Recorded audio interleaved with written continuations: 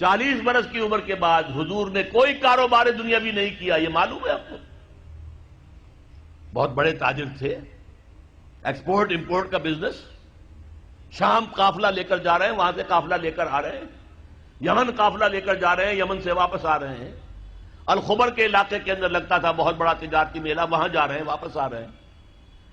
لیکن جب حکم آ گیا یا ایھا المدثر قم فانذر وربک فکبر، اے لحاف میں لپٹ کر لیٹنے والے صلی اللہ علیہ وسلم، اب کھڑے ہو جاؤ، کمر کس لو، لوگوں کو خبردار کرو کہ مرنے کے بعد دوبارہ تمہیں زندہ کیا جائے گا، پھر تم سے حساب لیا جائے گا۔ فیما کنتم، کن حالات میں زندگی گزار رہے تھے جناب آپ؟